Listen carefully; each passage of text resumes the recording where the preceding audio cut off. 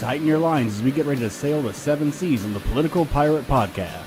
Join Captain Ted Yoho and the salty dog John Martin as they search far and wide for the greatest treasure of all, the truth. From local Florida news to nationwide stories and the globe beyond, we've got it all mapped out. Now here's your hosts, the salty dog John Martin and Captain Ted Yoho. Well, happy Friday morning to everybody. Welcome to the 3 Ps, the Political Pirate Podcast with your host, the old salty dog, John Martin, and of course, the captain of our pirate ship, none other than Mr. Ted Yoho. Good morning to you, Ted. Good morning, John, on this January 9th. It's a great day and look forward to a great show and having you help steer us through this. Well, we're well into the new year. You know, I always wonder how long do you say Happy New Year to people? You know, probably the first 2 weeks, maybe. Yeah, I think that's right. Something like that. Just give credence to it. Yeah, absolutely. Well, as we've said many times, Ted, nothing to talk about today, right? No. But so the question I have really, and you know, we've talked about civil war potential in the United States, kind of a de facto one going on now, but literally, and we'll get into the details in a minute, but literally, we're having blood in the streets these days, you know, between people literally combating law enforcement officers. They want to label it like they're federal troops and that kind of thing. But the reality of that, when the National Guard is in, and we saw this in D.C. when 2 of them were shot, the National Guard, by and large, are not armed when they go into these places. It's only in very specific roles where they are. But the federal agents are doing their jobs. And, you know, we'll get into the specifics of this in a minute, but people are being killed and our police officers and law enforcement are being harmed and killed and all of that kind of stuff. So in a way, we're already literally fighting a certain level of war, if you want to call it that. And I'm not even talking about the sides. We'll get into that in just a moment. But what are your general thoughts about what I just said and kind of where we are with what has transpired over the last week? I think the biggest thing, John, I think this is a good, just a good illustration of how America has lost its way, and we're in the throes of that. And what I mean by that is, you know, when you get away from the very basic things of how this country is founded, why it was founded, why we had a revolution, and how we got to where we are, when you start losing the very essence of where we came from, you start getting this chaos. And we've seen this throughout history. And there is a cause and effect of everything we do in life.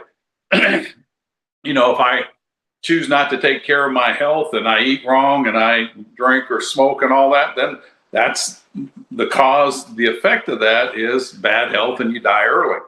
And so what we're seeing is the cause and effect. Excuse me. When you look at Minnesota and what the tragic accident that happened there with that lady being killed, you know, why are the ICE agents in Minnesota? Why are they there? Well, it's because we had open borders for 4 years. We had millions of people flock in. And before that, we had the Obama administration that allowed millions of people to come in. And so cause and effect. And until we start following the rule of law, and have immigration laws, and we do have the immigration laws, but you have to enforce them. And then you have to play by the rules. And if not, you get this kind of chaos. The other side of that is you've got people that are fueling that chaos because they want to destroy this country. And unfortunately, a lot of those are in Congress. Yeah, it's, I hate to say it, Ted, but And I'm not throwing everybody in it, but there's enough on both sides. It is becoming more and more of a clown show in certain ways than it's ever been. And I think part of that is social media and all of that kind of stuff. Everybody wants to get their sound clip on even, and I'm not going to spare them, even Republicans. Sometimes you can see them really what they're saying. I'm not saying they don't necessarily believe it, but what they're saying is really designed not for the hearing they're in, but to get that sound clip. Oh, there's no doubt about it. You know, we've got the wrong type of people serving. And again, you've heard me talk about this. There's 2 types of politicians that play this game. And it's the one that is They're doing this because they don't have anything else to do. They think it's an easy gig.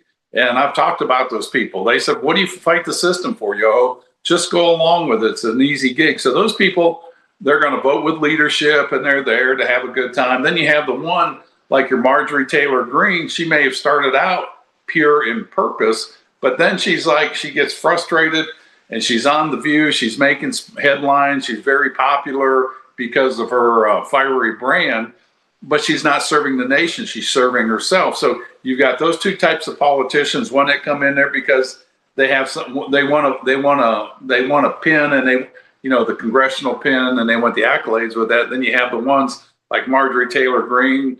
They go in there, they leave early, and it's for their self-improvement, not self-improvement, but for just personal reasons that they're doing that. Then you have the statesmen that are there for the right reasons. And we've got too many politicians up there. Sorry, I stumbled on that for you. Well, that's okay. Well, you mentioned Marjorie Taylor Greene, and I tell you what, Ted, I know there's probably people who are followers that are going to be upset with what I'm about to say, but Marjorie Taylor Greene is becoming the flip side of the same coin as Jasmine Crockett, really. I mean, I'm not saying their politics line up or whatever, but the way they're conducting themselves, to me, seems like it's all an act for ratings, if you will, and they'd rather be YouTube influencers than actually members of Congress. That's the way I see it. Well, you do. And maybe is that what we've come to is, to get your message across, you have to be an influencer on Facebook, or whatever platform they use. And is that a bad thing? Well, if you're doing it to advance the country and pull this country together, that's a good thing. But if you do it just to be a firebrand and cause dissension, we have no use for you. The other thing, John, is we've talked about this. When you have somebody that serves and they leave early because it's uncomfortable, they should never have been in Congress. And I can give you 6 people right now that have left early because, it was uncomfortable. I didn't want to do it anymore. Well, you know what? You signed up for a 2-year gig, serve it and get out. And shame on the voters for putting those kind of people in there.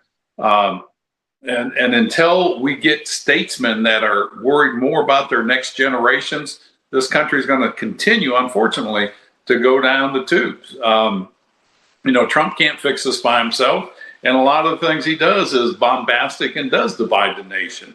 But he's done a lot of good that this country will be is way better off because of what he's done. You look at Supreme Court justices, the changes they've made in the direction of the country, that's going to affect this country for 20, 30 years out. And that's a good thing. The closing of the border, that's a good thing. His work on ending wars is a good thing. He could do some of those things a little bit better on the wars. But when we have members of Congress that are self-serving, the country's not going to do well. And there's always been that. We just need to make them a very small minority of the people serving. Absolutely. Well, you mentioned Trump, and I was thinking about this actually this morning. And since you talked about it, it kind of triggered me to go ahead, as you always do, to say something about it. Trump gets criticized by the left and some on the right, so to speak, for being exactly what you described, bombastic and all of that kind of stuff. But the one thing Donald Trump is not is phony. He's not phony. He sometimes says some things and acts a certain way that, I wouldn't do, or I don't think is necessarily, quote, presidential. But I'll just give you a quick example.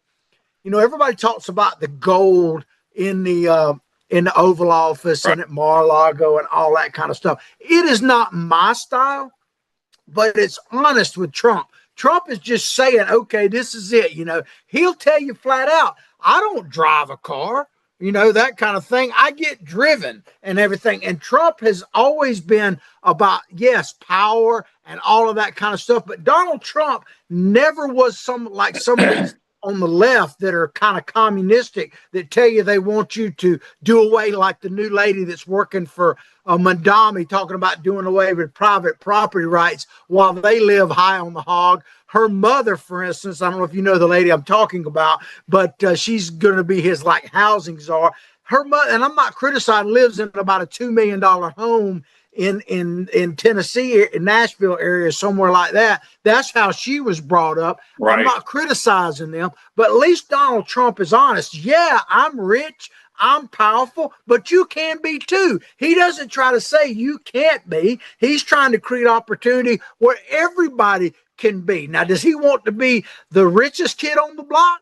Probably so, but he don't mind other people being wealthy as well. I don't have a problem with that. And that's where I had a problem with Mitt Romney. I got to introduce him in Ocala. I had just won my primary and I got to introduce him. And then you remember Mitt Romney, when they asked him in an interview, they said, well, you've made a lot of money. You're well off and all this. And instead of him embracing that, he goes, yeah, I kind of did. He was embarrassed about it. Instead of saying, you know what, I have made a lot of money. And I know how to make a lot of money. And having more money is better than having less money sooner than later. And if he would have embraced that and says, you know what, I do know how to do that. And I want to help the average American person increase money in their household if that's what they want, because I know how to do it. The other side wants to take it away from you. And he ran from that. He had a golden opportunity. So I agree with you on Trump. That's just his lifestyle. And this goes back to when we talked about when Trump got elected. And people were, he wasn't my first or second choice. He was my third. It was the only choice because of him or Hillary. And people said, well, you know what? If you ever watch the Olympic figure skating competition, there's two scores. One is on artistic ability. One is on athletic ability. And, if you grade Trump on the athletic ability, is getting the stuff done, he's done good. If you look at the artistic side, we can all agree he could do things better and need some work on that. But then the punch of this is, I didn't hire him for the artistic side. I wanted stuff done because our nation was failing. So, we have to put up with that because what he is doing, the good things, are going to benefit this country long term. Well, I don't know if you mentioned about Trump and voting. I'll just tell you this, and I'm not being critical of you. I was for Donald Trump from day one, man. I've been doing this for him before he was doing that dance. That was you. And I told everybody, I put Trump stickers on stuff when I was going on the boat and before he really got, people really thought he wasn't going to run, he wasn't really serious. And people coming up to me going, oh my God, you doing that? You believe in that? I said, yeah. I said, he is going to win. I'm telling you. And the reason I felt that way is because when I worked and lived in New York City, I saw how he was with the union construction. It was all union. I was up there with union construction workers and how much the everyday working guy actually liked Donald Trump. And he wasn't hiding his wealth and all that kind of stuff. And they all could relate to him. And I'm telling you right now, I knew that if he struck the chord that he did, that the working people of America, just the common, everyday, hardcore people of America, regardless of race, were going to support him. And that's exactly what's happened. That's exactly what happened. And then you got to love that about him. And, where I was is he just didn't fit into that presidential box of somebody who wanted to lead this country. And I didn't know those things about him. As I got to know him, I became a strong proponent of his, and we've supported him. I think I voted with him 98% of the time, which to him, that's probably a traitor. But there's just some things I can't support, that I can't go against what I believe. But again, going back to him, he is who he is. He's not phony. You get exactly, he gets up there and he tells it like he sees it. And can you fault somebody for that? You can say, well, he's crude and all that, but you know what? He's honest. Yeah, absolutely. And the thing about Trump, I'm not saying he may not hold a grudge or something like that, but he doesn't hold a grudge to the point that it affects his ability to make decisions and have other people around him. Because I know that he has embraced you and that kind of thing, but sure. Just look at his cabinet. Look at the man's cabinet. Okay. Who did he have a harsher harsher battle with and name calling and everybody than Marco Rubio. Right. And Rubio has become the key person up there. And what about J.D. Vance? J.D. Vance literally was somewhat of a never Trumper. Right. And Donald Trump has embraced him. Ted Cruz and Donald Trump exchanged insults like you wouldn't believe. And he's probably the go-to guy in the Senate for Donald Trump. So Donald Trump is willing to put that stuff aside for the team effort. I mean, the way I see it. He is. It's just we've got to have the direction of the nation and where we're going. And those are things that were kind of scattered all over. And we can talk more about that. But we've got to have that focus and a vision of where this country is going to be, because he is there but for a season, and that could be a very short season come the midterms. And if he loses that majority, all this stuff he's done is going to be on hold. And if the Democrats come into power, it's going to be erased. And this is where the underlying problem of how our country is $38 trillion in debt, paying over $3 billion a day in interest. Immigration hasn't been fixed like it should be. Education is failing. You can look at all the problems. The reason is because we don't have a long-term game plan that's an American agenda, not a Republican or a Trump agenda or a Biden agenda or a Democrat. We need an American agenda that both sides can come together, not as Republicans or Democrats or any of the other hyphenated, white, black, conservative, liberal, but we can come together on that American agenda as Americans. That way we're fighting for the same cause instead of fighting against each other. Yeah, well, I always say this about it. It's ultimately up to us, the American people. Because as great as and a bigger fan as I am of Donald Trump, everybody gets replaced one way or another. Sure. Whether he gets impeached, whether he doesn't get reelected in the past that he did, he can't, run again. Father Time replaces all of us at some point. I mean, so if we're thinking that Donald Trump is the answer to all of our prayers and we don't have to worry about it ever again, and I'm just being, a little extreme to make a point, it's still up to the American people. And I know people get turned off about politics, and I understand that, but we need to get more educated, motivated, and activated, more involved, more of an active citizenry, not less. No, you're absolutely right. I'm not excited about getting a colonoscopy, but it's kind of something you got to do every now and then, because it is what we do to stay healthy or go to the doctor or whatever your thing you don't want to do. Do your taxes by April 15th. I don't like doing that, but it's something you have to do.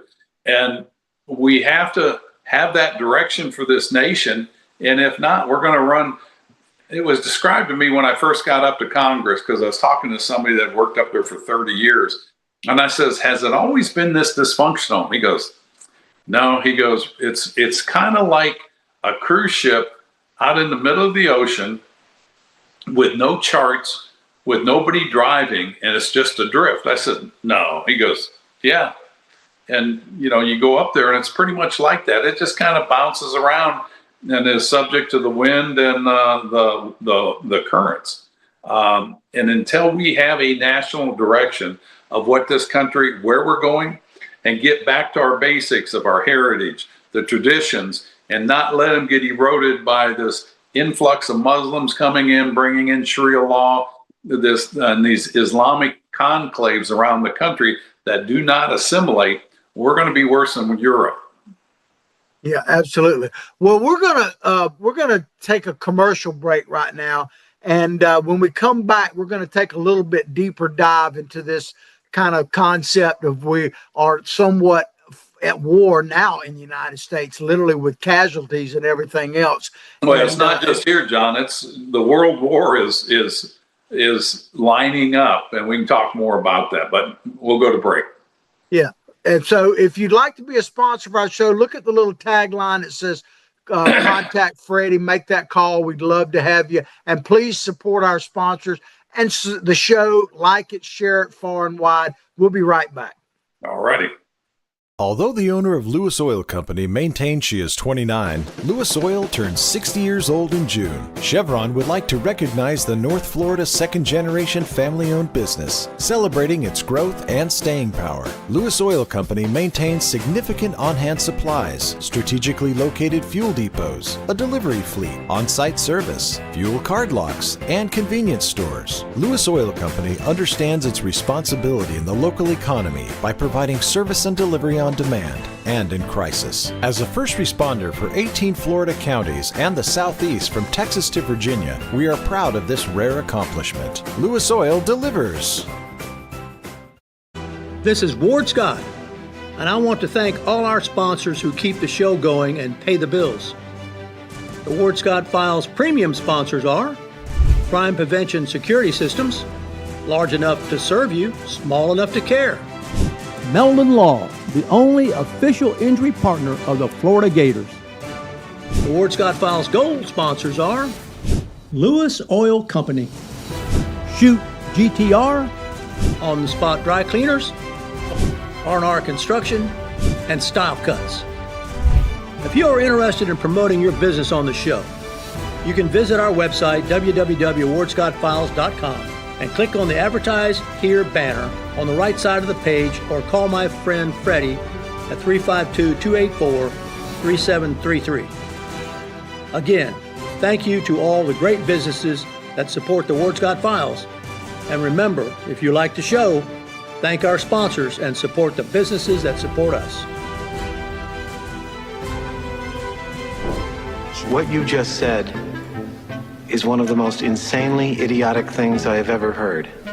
Everyone in this room is now dumber for having listened to it. May God have mercy on your soul. Or that very much surprises me that you've never been tased. You can't handle the truth! All bees poop. A warthog. He's gonna come up the steps. Here he comes. Oh my goodness, and he's huge. Hello, boy.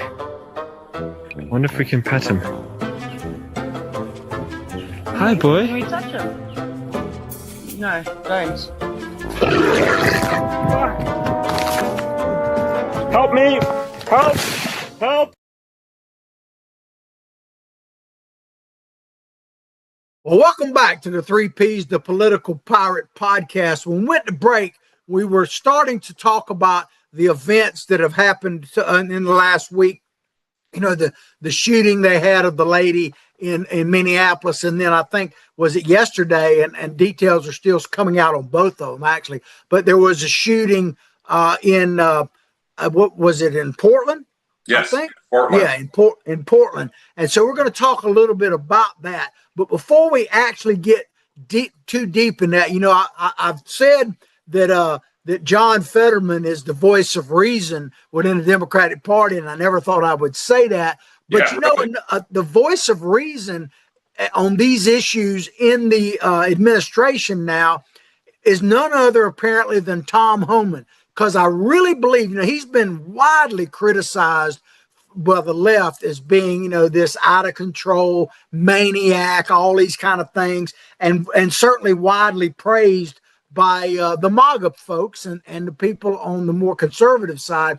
But Tom Homan's response to, I believe it's CBS News, about the shooting in Minneapolis, I think is absolutely spot on. So we're going to play that right now, and then Ted will come back and you can give us your general thoughts. Sure. Check it out. To do right now, to me, prejudge the facts of what happened today without giving law enforcement professionals, whether it's the FBI or the local police there, give them time to look at all the videos, talk to all the witnesses, talk to the officers, and make an educated decision on what occurred today. That's what needs to happen. I've been a cop since 1984. That is a process we must go through. These videos that for months and months have been going around that people watch and they share and they say, look at this case of excessive force. Again, I'm not going to litigate any particular incident or ask you in detail about it, but I'm curious, you've seen these videos. I'm sure you've seen more than is even public. Have you seen any examples of clear excessive force displayed by ICE agents and officers in the field? No. During the whole administration? So there you have it. I tell you, to me, what he said is absolutely reasonable, and I think people should watch the whole video. We can only play snippets. But Ted, what are your thoughts on what Mr. Homan had to say and what we know so far about what happened in Minneapolis? And we'll talk a little bit more about Portland in just a moment.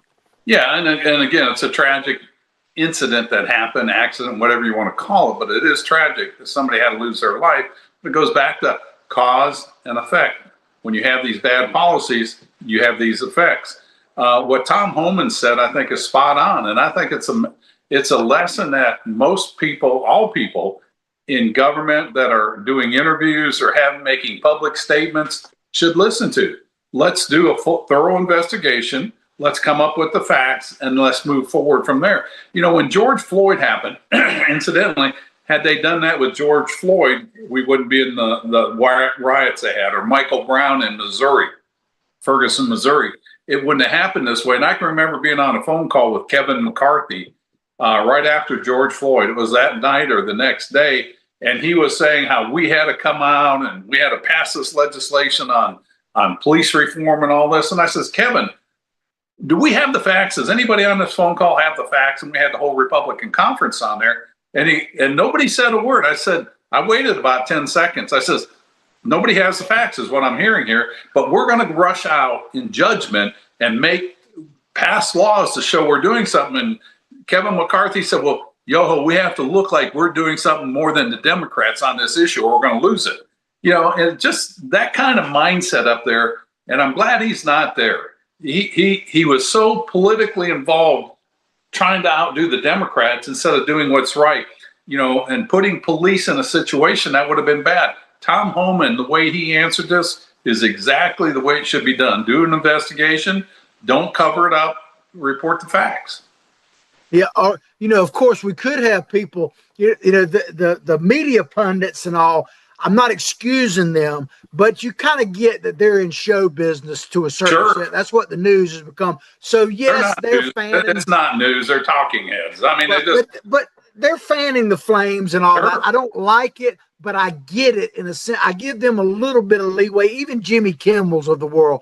But when you're like the mayor of Minneapolis, and we're not going to play the video because it's vulgar, but when he basically says that we had. I mean, this is right after the event happened in Minneapolis. Instead of trying to calm people down, he literally says that we had ICE agents murder, not kill, not shoot, not, you know, a bad shoot or whatever. Murder. He used the word murder, a citizen of Minneapolis and, of course, a mother and all that kind of stuff, which I'm not trying not to be sympathetic to the lady in this and her family. He said the word murder. And then he literally said, ICE, get the F out of Minneapolis. This is the mayor. This is not someone who has their own show or podcast and all that kind of stuff. You know, that really, to me, is inexcusable. They should never say something like that. And I would call anybody out, even if I 100% agreed with them on something else. If they said something like that, I would call them out in a second. Again, John, this goes back to cause and effect. ICE wouldn't be there had Biden and the Democrats not had open borders. ICE would not be there if the state governments or the city government of those cities and states followed the laws from the federal government. And the federal government has an absolute right to do this. I mean, this goes back to Andrew Jackson's when South Carolina tried to secede from the Union. You know, he just had to exert federal powers to prevent a civil war. And so these things have been smoldering for several years. And so we're in the throes of civil war. And I know we're going to talk more about this, about picking up arms and a weapon. Well, you know, when you were saying that, it triggered something in me again. And I don't have the video pulled up, but I happened to watch this movie again just the other day, the Braveheart, you know, with Mel Gibson and about William Wallace in Scotland. And there's a scene in that where they're about to have this really big battle. And the Scots are like we don't know if we really want to do this. So he goes, they said, where are you going? He said, I'm going to pick a fight. And he goes in there, and his purpose is to create war, right? I mean, he wants to energize these people to kill or be killed. And he basically just tells them all about their behind and says, all that kind of stuff.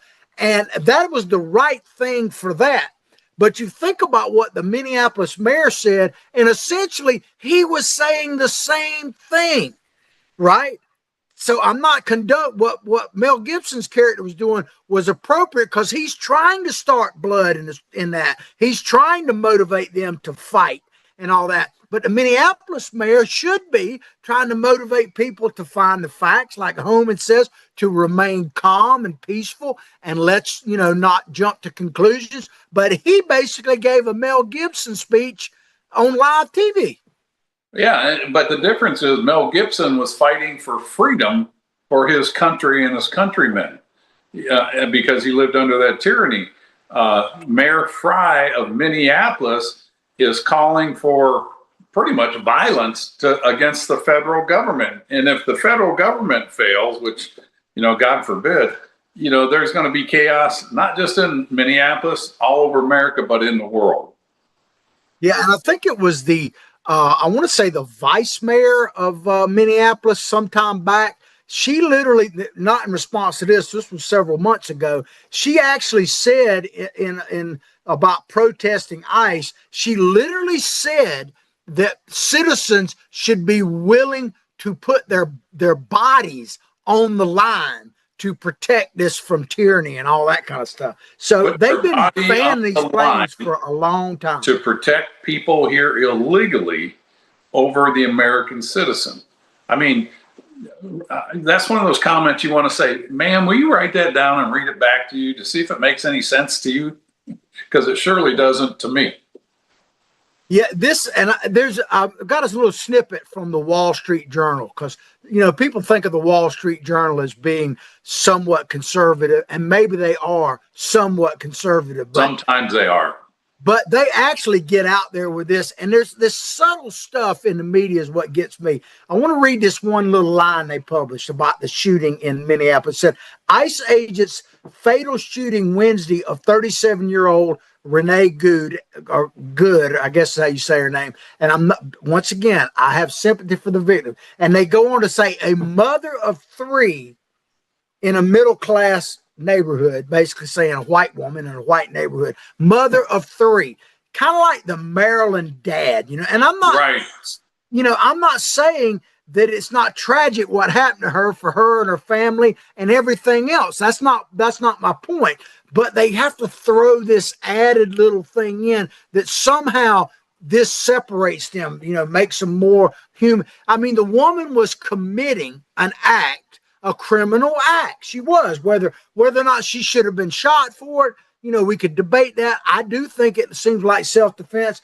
But the thing I tell people, Ted, I've got black stepchildren. I've got 3 black sons, okay?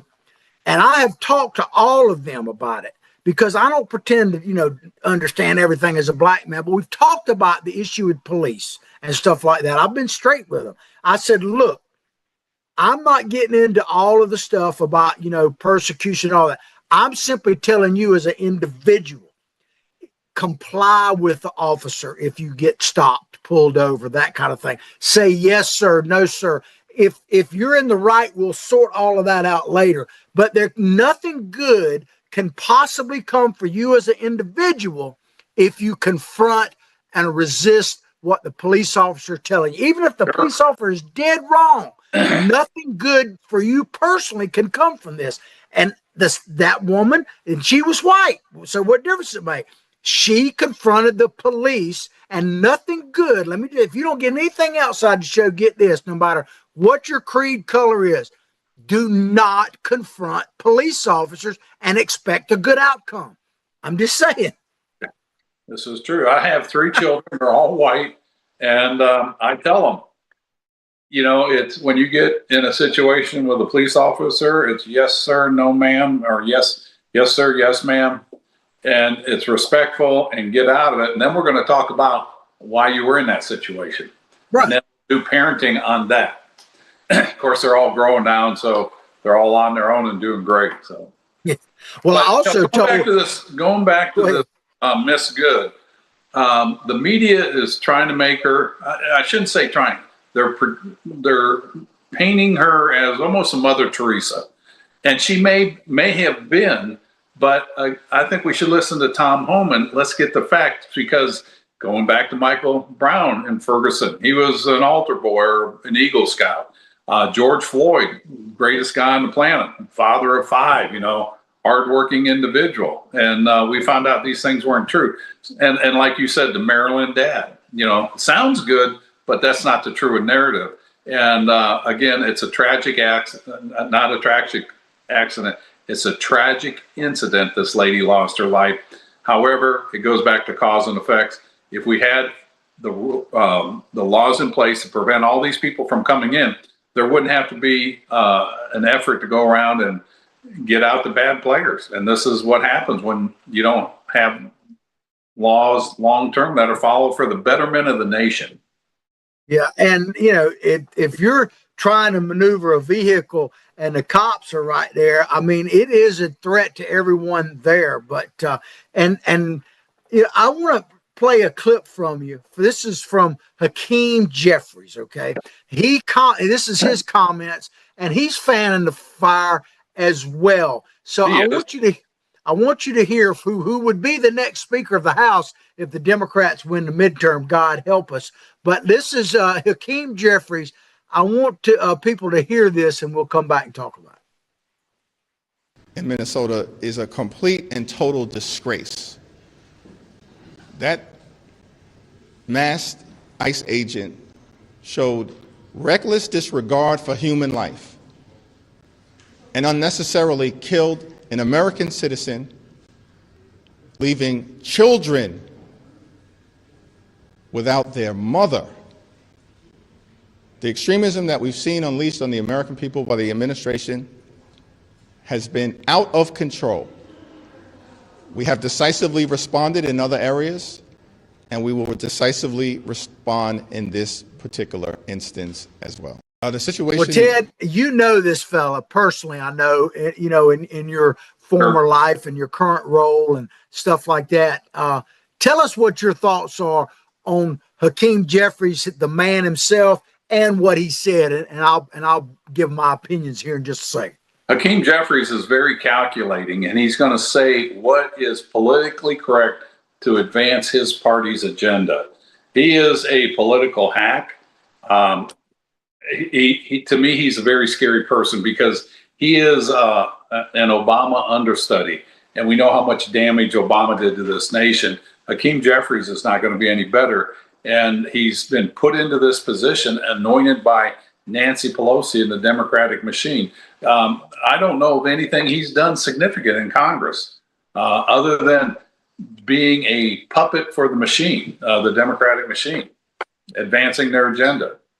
Well, and when I say love, I don't mean that I agree with it, but I love how he says reckless regard for human life. Yeah. And I'm like, wow, really? Really? You're going to say that? I mean, we don't normally talk about like abortion and stuff like that on the show much, but right off the bat, I mean, I think about the former governor of Virginia, the Democratic governor, that when they talked about late-term abortion, and he basically said that if a child is born, forget what your opinion is about abortion or whatever, but a child is literally born, and when they're trying to abort it, and what should we do? Well, we should have a discussion about what to do with it and then make the decision. I mean, the child is breathing, it's out. There's no decision to make, to me. I mean, right. Whether you agree with abortion or not, it's a whole nother issue. But if a human being is actually out of the womb and breathing, and that person is killed, that you'd be charged with murder. But yet he said we should have a discussion about it. Not if you're a Democrat. Talk about disregard for life. And I can botched abortion. A botched abortion is a living baby, and they think it's okay to kill them. I mean, they've been on record for saying that. And again, Hakeem Jeffries is not a person that should be in charge, because he's not looking to advance America on an American agenda. It is a liberal progressive agenda. And I think we've had enough of that in this country. But unfortunately, New York, Oregon, and Washington State, Detroit, Chicago, all these Democratic strongholds, enclaves, they want to keep going down this anti-American path. And this is where it's leading to a civil war, because we're not bringing people together. We're dividing people. And people like Hakeem Jeffries is a political hack. Pretty much like everybody on the Democratic side except John Fetterman. Yeah, well, when I saw this term disregard or reckless regard of human life, I started thinking about different videos I could play that shows reckless regard. And I was thinking about, all the scenes at the border, the people drowning in the river, the people stormtrooping our soldiers, and all of those videos. But I got to thinking about, people have seen all of those, So I thought about something that I had played several years ago on another show that I used to have.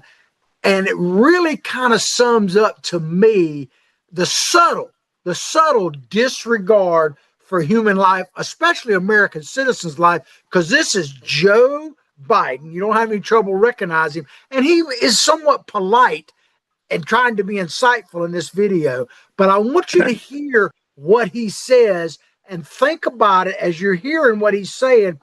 The disregard for people coming across the border illegally in the millions and drowning in the river, and the people who have been killed by illegal immigrants and all that, because this is a very polite video, but to me, it subtly is a total disregard or reckless for human life. Check it out, Ted, and we'll come right back. We can afford to do this this is a big country. The idea we can accommodate more people in the interest of the United States. And by the way, guess what? They're the reason why. The legal as well as undocumented are the reason why our society is functioning. The reason why our economy is growing. We don't talk about that. We stand up and act like it's a burden. It is not a burden. It's a gift. So there you have it, Ted. It's a gift. If your son or daughter was killed by an illegal immigrant drunk driver, that's a gift. If you're Laken Riley in Georgia, who was raped and murdered and left on a trail outside the University of Georgia, I guess that's a gift. The Maryland dad is a gift, those kind of things. So to me, that really, more than just showing the sights of some, millions of people stormtrooping the border, what Biden says to me, just my opinion, is a total disregard for human life. It's a total disregard for reality. I mean, this guy, it's scary that he was in politics all of his life and president for 4 years with that kind of attitude. You know who else had that same attitude? It was Paul Ryan. He says, we can't exist without immigrants. And they didn't want to bring up, I don't want to say comprehensive, because that's just a buzzword that it'll never happen. But Paul Ryan was a big one, that we can't exist without immigrants here. And, I think we're all in agreement. We need workers. If the American people aren't going to work, we need people to do those work. But this is the way he says this is taking advantage of the workers. It's kind of like that white congresswoman up in Northeast saying, who's going to wipe our rear ends if we don't have these people here? Or you're being politer than she was. But I am. Jasmine Crockett. Who's going to be picking our cotton? Yeah, I was going to say, here's my sound bite. Who's going to pick our cotton? I ain't doing it. Yeah, so. In her fake voice. Yeah, and I don't know, is that the real one or the fake one? But I'm pretty sure it's the act. It shows you really what the way they look at immigrants. They're like a serf community. They're the peasant community that we need. Instead of, I don't feel like that. The immigrants I know that work, they're hardworking people and they're good family people, especially, the ones that are here legally, they embrace this nation. The other ones are scared, and the ones that come in illegally, I would be too if I was in a country illegally, I'd be worried. I'd be looking over my shoulder all the time. Anyways, Joe Biden, all we can say is thank God he's gone. Not Thank just God. from office, but from upstairs too. He's gone from there too. Like that Roy Clark song, "Thank God" and Greyhound, she's gone. If you've never heard that country song, check it out. If people have never heard that, check it out. Hey, if you haven't heard that song, you're not living. I hear you. But, they had let's touch on the shooting in Portland just very quickly. Essentially, it was different in this sense. I mean, the tragedy, I don't think they're dead, but there were two people that were shot while fleeing officers who were trying to make an arrest. They were targeted because they're members of the Trinidad Aragua gang, right? And that's who they were targeting. And of course, we've heard of Trinidad Aragua. I hope I'm saying it correct. This Venezuelan gang. You're close. Well, there's this video, and people have probably seen it, but if you hadn't, this is Trinidad Aragua in Denver. I'll get it right one of these days. Trinidad Aragua. Aragua. Thank you, Ted, for straightening out this old boy. But people may or may not remember this, but check out this video of them being, having a high regard, let's say, for human life in this apartment complex. It's scenes coming out of a movie as the Venezuelan gang Tren de Aragua are seen breaking into apartment complexes in Aurora, Colorado. This is according to our sister station in Denver. There you can see the group well armed and forcing an apartment door open and making their way in. This has raised concerns amongst residents and Colorado state law enforcement officials. The city of Aurora is issuing a statement today in the wake of national attention following the video's release. And so these are the type people that they were attempting to arrest, not a Maryland dad, not a, liberal woman of 3 that leaves kids. I'm not saying they don't have kids, but people who literally will beat your door down to get in there, home invasion, control this apartments and all of that. And I think that is a slight disregard for human life, but that's just my opinion. No, we need those here. We need these people here, John. It's a gift, sir. They're a gift. These people are a gift. Again, we have to go back. How did we get to this point? How did we get to a point where a foreign gang from Venezuela that was stood up by the Cubans, the Venezuelan government, the Russians, and throw in all the other bad actors along with the drug cartels, how did they get a foothold in America? And not only that, but grow a network in this country. And of course, it's a liberal state. And it's because of the cause and effect. We should never have this situation in here. But again, Trump's going after these people. And if these were the ones in Portland, you came into the wrong country and there's a new sheriff in town. And people, this is where we really have to educate people, because this is but a short pause. This is like the mini season in lobstering. It's 2 days.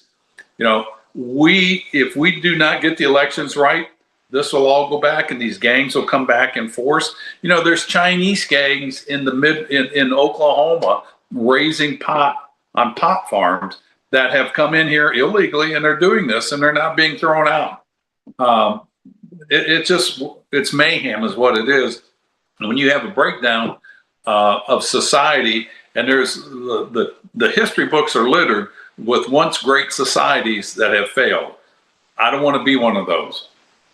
Absolutely not. And I was going to play this video of Jerry Nadler in the past because, he said that we're going to skip over it and keep moving. But he said Antifa was a myth, if you remember that. And this is at the same time that they're out there in Portland and Seattle literally pulling people out of their vehicles, if you remember in that one case in broad daylight, and beating them near to death. But that was a myth.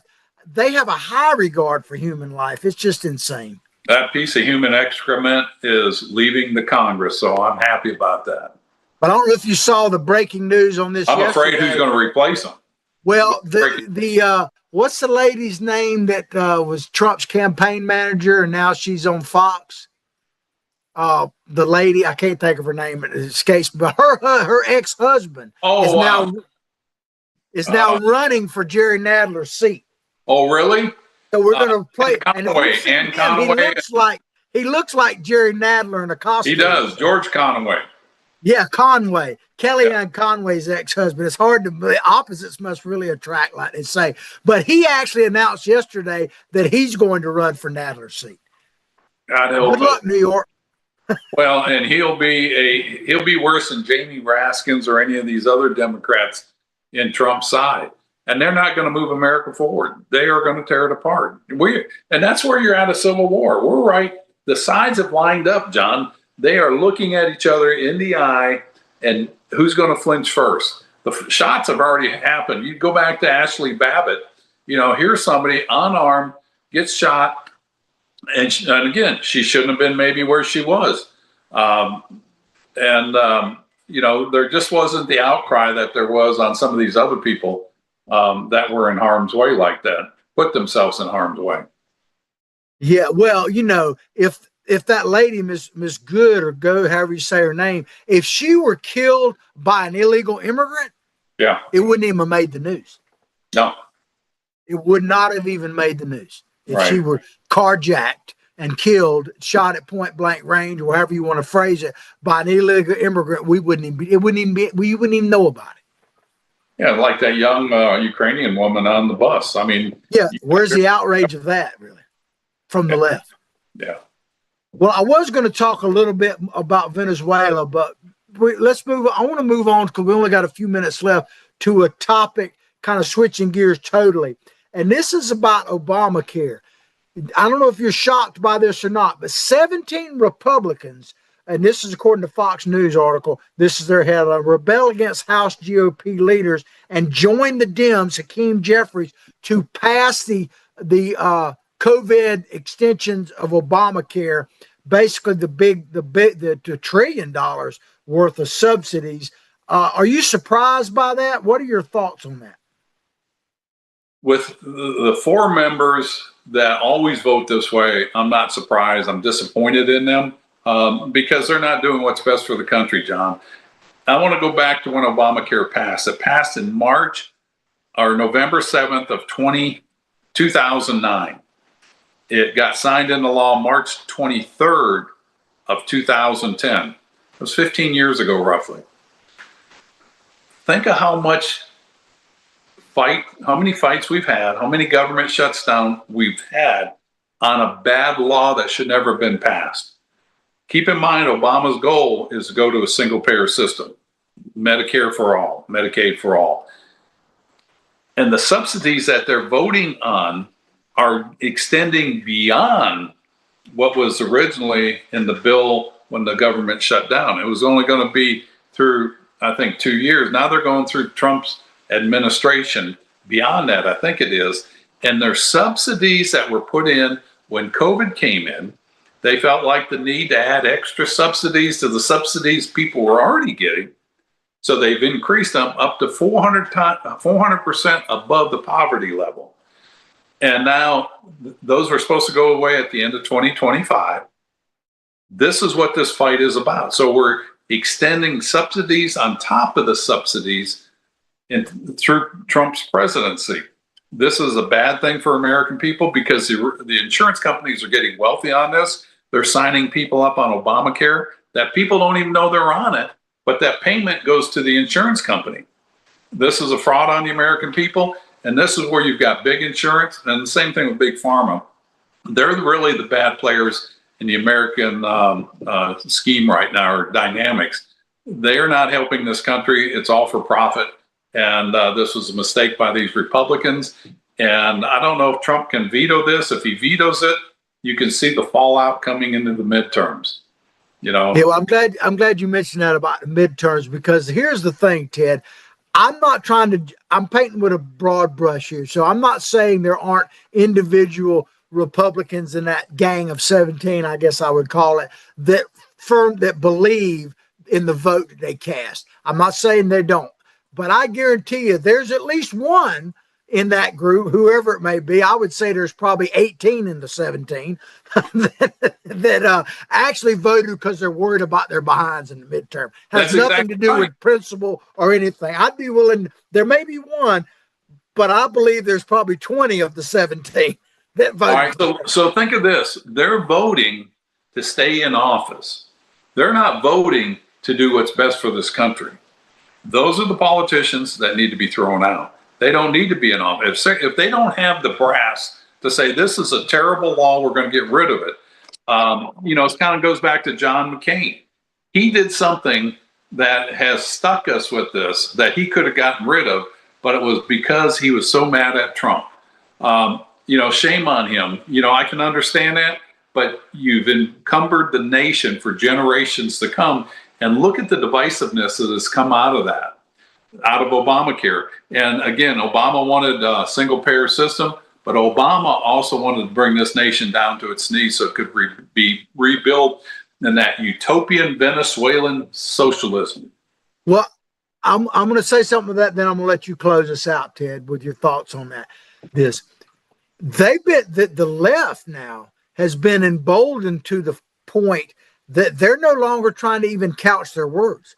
No. I mean, and I think they're banking, for one, they're feeling emboldened, and I also think they're banking on most people don't know what the heck they're talking about, especially younger people. I hate to say it, but like they're flat out talking about collectivism and things like that are absolutely straight out of Mao and Lenin and Stalin and all of that. Collectivism is right out of the Communist Manifesto playbook, and they're not even trying to hide it. Obama said the same thing, but in nuanced ways. They're just saying it now. Well, they are, and that's the Overton box. You can't change things radically, but if you make that move to change it radically, when that box comes back to the center, what happens when you do what we've done, the center has been moved to the left. And all you have to do is, for anybody that thinks socialism and collectivism is good, travel to an Eastern European country that lived under it. Look at the architecture of their building. Go to Mongolia and look at their infrastructure. It is very utilitarian. It is this is your house, and those houses and the apartments are about 600 square feet, one bathroom. This is what they're getting. This is what they're wanting to vote into existence and have the government control that. Hell, the government can't control Social Security or any of these other programs, and now we want them to control our houses. This is a call for people to wake up, because this is happening right in front of us. And once we lose it, it's gone. The liberty we have, it'll be gone. And your grandkids or your kids are going to be pulling on your legs and say, "Daddy, what did you do to prevent this?" Yeah, I would just tell, because I was busy. The football game was on. People who are in Florida can help with this. If you want to know how bad socialist and communist systems are, talk to Cubans that are trying to sneak back into Cuba. You might have a hard time finding them, because no one is trying to sneak back into Cuba. There are no boat lifts to Cuba. There are boat lifts from Cuba. There's nobody that ran from West Germany to East Germany. No one ran that way when the wall fell. It went the other way. So you may have a hard time finding Cubans that'll tell you how desperate they are to sneak into the current state of Cuba. I don't know how many people are trying to sneak into North Korea either, John, or any of those countries. And you look at where we are in this country, you're seeing Democrats leave their party, becoming Republicans. I can't think of a Republican that I know that switched to become a Democrat. Not many, that's for sure. Maybe Marjorie Taylor Greene will. Who knows? Yeah, she may be. I mean, it depends on what her ratings will be. Hers is for the Benjamins, man. I hear you. Well, we're going to have to leave it at that. We hope you've enjoyed the show as much as we've enjoyed bringing it to you. Like it, share it far and wide. Have a blessed weekend. Take us out, Ted. No, again, it's all about educating and activating people. This is not a game. We're in this for the survival of this country. And we appreciate you watching. We want you to share this wide throughout your network and have people weigh in on this and become sponsors. Help us get this message out. And y'all have a wonderful weekend, because I know I'm going to. Peace out, everybody. Later.